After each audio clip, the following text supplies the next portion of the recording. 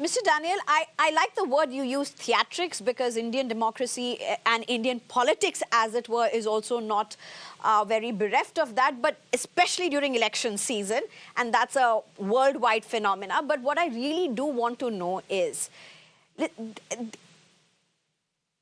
it's not just that Jagmeet Singh has pulled off from the government. He's very clearly indicated that he is going to be running for the elections as well.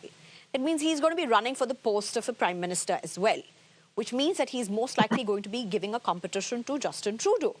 Now, if that does happen, for a very long time, we have seen Jagmeet Singh, his party has been hugely important to the survival, in fact, first the formation of the Trudeau government and then the survival of the Trudeau government.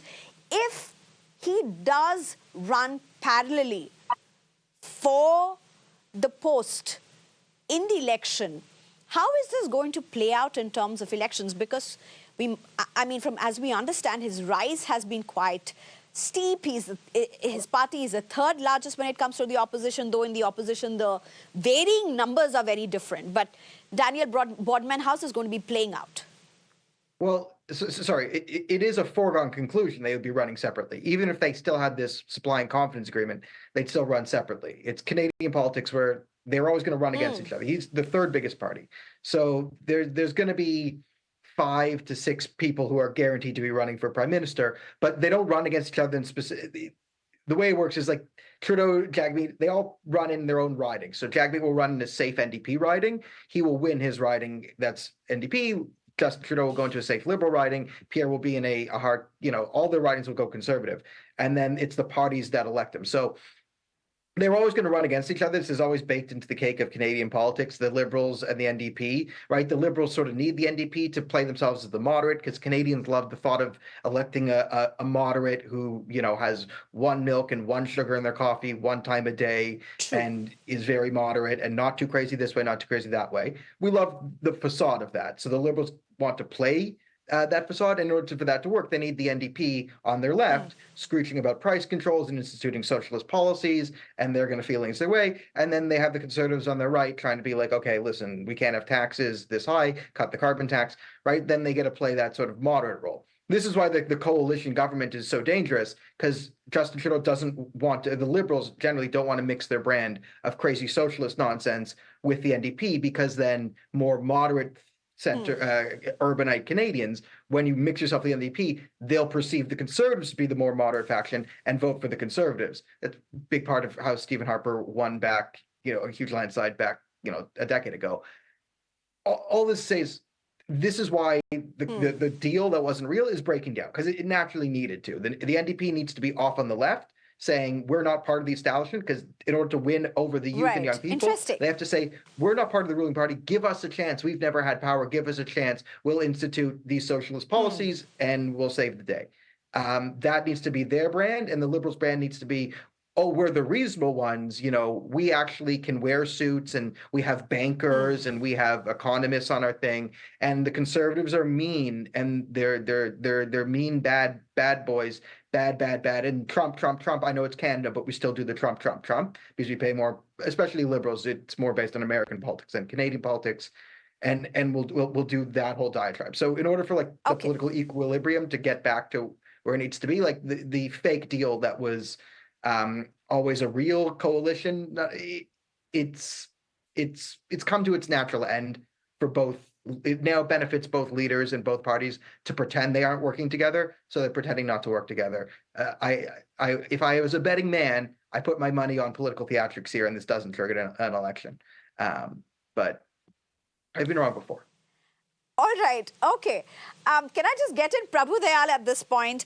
As a former ambassador, particularly at a time when India and Canada's relations have quite nosedived, say, over a span of 1 year. Many have said it's been on tender hooks. The Khalistani issue, the pro-Khalistani issue, particularly out of the Canadian soil, has been huge, and India has registered some very strong protests. Trudeau and Jagmeet both have been pandering to almost the same vote bank. Both were rivals, they turned friends. they, as a panelist you just heard, they pretend to be rivals at this point. Let's just take it. Is there anything that's going to change for India Canada? I mean, how is India going to be viewing this? Well, first of all, you have very correctly said that during the last 1 year, India-Canada relations have nosedived. And this phenomena has taken place because of the policies of Justin Trudeau. Now, as regards the equation between the conservatives in India, well, certainly there would be a chance of improvement. So, personally, I think that most Indians would like to see the back of Justin Trudeau. Now, why has there been this falling out between Jagmeet Singh and Justin Trudeau? Both needed each other. Trudeau needed Jagmeet Singh for the votes which would prop up his minority government.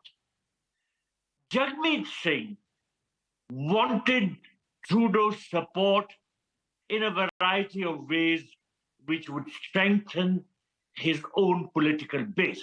Now, let me categorically state that the political base of Jagmeet Singh comprises, to a very great extent, the Khalistanis in Canada.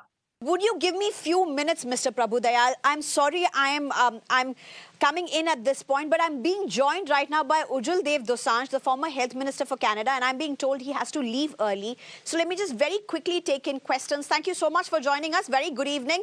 I believe you have been on marathon meetings back to back. Thank you still for taking the time out. Mr. Ujjwal Dev Dosanjh, first let me just very quickly ask you this question. What's playing out when you have two rivals turn partners and then turn rivals? How is this to be looked from the Indian prism, not just the Indian prism, India as a country, but also the Sikhs who are living in Canada? So many Indians, Indian origin citizens of Canada, including, of course, the pro-Khalistanis.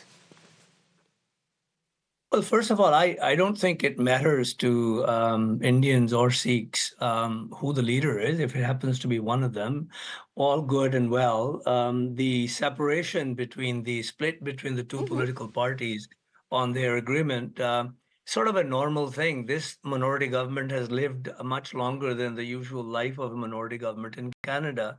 It was beneficial to Mr. Singh. It was also beneficial to Mr. Trudeau. They didn't have to always look back and see whether or not they had the numbers to pass legislation. Now I think it's time. Mr. Singh is being criticized by the Conservative Party. They call him sellout Singh. And I think that he probably hates that term. And therefore, he needs to break the ties with the Liberals, and he's done so. I don't think we should read too much into it from India's point of view, except that he is a Khalistani sympathizer. And of course, most of the Khalistanis in Canada would support him. Whether they're 10% or 15%, nobody's ever taken a poll.